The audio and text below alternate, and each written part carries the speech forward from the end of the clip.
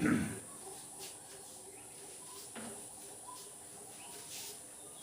Morning student. Power wiring के 4th lecture में आज हम आपको बताएंगे कितने टाइप के मटेरियल यूज होते हैं, जिसमें कुछ इम्पोर्टेंट मटेरियल हैं उसके बारे में डिस्क्राइब करेंगे और उसका कॉस्ट, उसका जो प्राइस है वो बताएंगे। तो इस पर ध्यान देकर आपको देखना है कि हमें कौन कौन सी मटेरियल की आवश्यकता पड़ती है। हमने डाला है name of material, price and remark. Number 1 में है iron clad board with lock. Iron clad board with lock, ये जो हमारा बोर्ड होता है, ये रिमार्क में आप देखिए दिया है for main switch and distribution board. Distribution board और मेन स्विच को इंस्टॉल करने के लिए इसके अंदर हमें इस टाइप का बोर्ड यूज करना पड़ता है। इसके 3 साइज के मेनली यूज किए जाते हैं, 25 सेंटीमीटर, 45 सेंटीमीटर, 60 सेंटीमीटर, इधर 30, 60, 90, 7.5 cm है। जनरली तीनों का यूज हुआ है पूरे पावर वायरिंग में। ये डिपेंड करता है मोटर की संख्या पर। अगर हमें कई मोटर लगाने हैं तो हमारे आयरन क्लैड बोर्ड की भी साइज बढ़ जाएगी। ये जब न्यूमेरिकल सॉल्व करेंगे हम लोग उस पर ध्यान देंगे। सेकंड, इसका कॉस्ट देखिए 150 रुपये है, 450 रुपये है, 900 रुपये, ये सारे कॉस्ट अप्रॉक्सीमेट है। नेक्स्ट आते हैं angle iron board 30 centimetre into 45 centimetre. इसका यूज किया जाता है मोटर, स्विच और स्टार्टर के लिए, और मोटर, स्विच एंड स्टार्टर के लिए। इसका प्राइस जो है 200 रुपीज है। नेक्स्ट आते हैं TPIC switch 500 volt grade with fuse unit.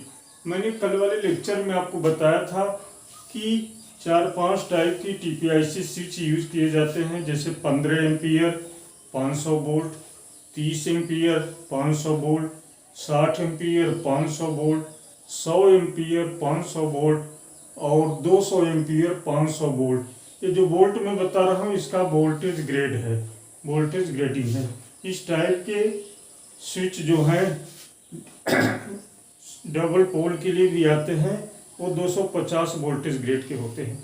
फिलहाल ये देखिए इस टाइप के स्विच हैं। जनरली हम लोगों को इसमें से 15 से 30 एम्पियर तक या 60 एम्पियर तक ही यूज हुआ है। इनके कास्ट इस प्रकार से हैं 250, 300, 350, 400 एंड 450। आगे आते हैं अर्थिंग सेट। अर्थिंग सेट हमने आपको बताया था कि हर मोटर के लिए, पावर वायरिंग के रूल में बताया था कि हर मोटर के लिए कम से कम 2 अर्थिंग जरूरी है। तो यहाँ पर हम अर्थिंग सेट जो लगाएंगे तो अर्थिंग 2 मेन होते हैं, पाइप अर्थिंग और प्लेट अर्थिंग। हमें पाइप अर्थिंग थोड़ा सस्ता पड़ता है, 3000 में वो बन जाता, तैयार हो जाता है, जबकि प्लेट अर्थिंग 5000। किसी भी एक प्रकार का अर्थिंग का हम यूज करेंगे और उसका कॉस्टिंग करेंगे। नेक्स्ट 5वें में आते हैं हैवी गेज मेटल कंड्यूट। इसमें पावर वायरिंग में हैवी गेज वाले मेटल कंड्यूट का प्रयोग किया जाता है। और मेटल कंड्यूट ये 2 प्रकार के होते हैं, एक रिजिड यानी कि कठोर, दृढ़, और दूसरा होता है फ्लेक्सिबल यानी नम्र। तो रिजिड कंड्यूट में इतनी साइजें आती हैं, उसी प्रकार से फ्लेक्सिबल में भी उतनी ही साइज आती है 19, 25, 32, 38। ये जो 4 साइज हैं यही मेन हमारे हैं जो कि पूरे पावर वायरिंग में यूज होंगे। इसी प्रकार से फ्लेक्सिबल में भी है 19, 25, 32, 38। अब पावर वायरिंग में किसी एक ही साइज का कंड्यूट इसलिए नहीं यूज हो पाता है कि मान लीजिए कि जैसे डोल स्टार्टर है, डोल स्टार्टर में टोटल जो वायर की संख्या है स्टार्टर से लेकर मोटर टर्मिनल के बीच 3 ही वायर हैं। अगर हम वहाँ 25 mm कंड्यूट यूज कर रहे हैं फॉर एग्जाम्पल, तो जब स्टार डेल्टा हम स्टार्टर लगाएंगे तो उसमें स्टार्टर से मोटर के टर्मिनल के बीच 6 वायर जाते हैं। इसमें 3 स्टार के होते हैं और 3 डेल्टा के। तो ऐसे जगह पर 25 mm का कंड्यूट पॉसिबल नहीं होगा, हम वहाँ पर लगा देंगे 32 mm का कंड्यूट। तो इसी प्रकार से फ्लेक्सिबल कंड्यूट का भी डिस्क्रिप्शन दिया हुआ है, सबके कास्ट लिखे हुए हैं। एक कास्ट जरूरी नहीं है कि एग्जाम में आप करेक्ट लिख दें, कम ज़्यादा भी लिखा जा सकता है, लेकिन अब 20 का 5 रुपये तो नहीं कर सकते। 20 का अगर आपने 18 कर दिया, 15 कर दिया तो भी चलता है, क्योंकि हमने पहले ही लिख दिया है approximate list and price of material.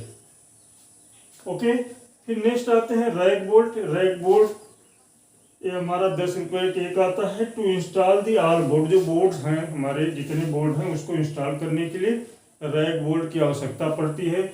जैसा कि आप सर्विस कनेक्शन में देखे थे, मीटर बोर्ड को इंस्टॉल करने के लिए हमें रैक बोल्ट की आवश्यकता पड़ती थी। यहाँ पर हमें मीटर बोर्ड तो लगाना नहीं है, यहाँ तो हमें पावर वायरिंग करना है। मीटर बोर्ड तो लग चुके हैं क्योंकि वो सर्विस कनेक्शन का पार्ट था। आते हैं डेंजर प्लेट, एक खतरा बोर्ड भी लगाते हैं जिसमें आप देखते हैं क्रॉस का निशान ऐसे बना रहता है और उसमें लिखा रहता है डेंजर यानी खतरा। 50 रुपीज का आता है। और जहाँ पर हमारे मोटर इंस्टॉल किए गए वहाँ पर एक शॉक ट्रीटमेंट चार्ट भी हम रखते हैं, लगाते हैं दीवार पर, ताकि किसी को शॉक लगने पर वो अपनी ट्रीटमेंट संबंधित तुरंत उसकी व्यवस्था किया जा सके। ये भी 50 रुपीज़ का एक चार्ट आता है।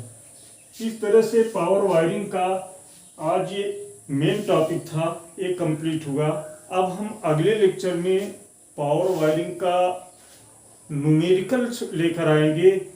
शुरुआत करेंगे पहले एक मोटर का, फिर एक दूसरा न्यूमेरिकल लेंगे 2 मोटर का, और 1 और 2 मोटर से ही आपके कॉन्सेप्ट क्लियर हो जाएंगे। फिर चाहे 3 मोटर लगे या 4 मोटर लगे, आप आराम से इंस्टॉल कर सकते हैं।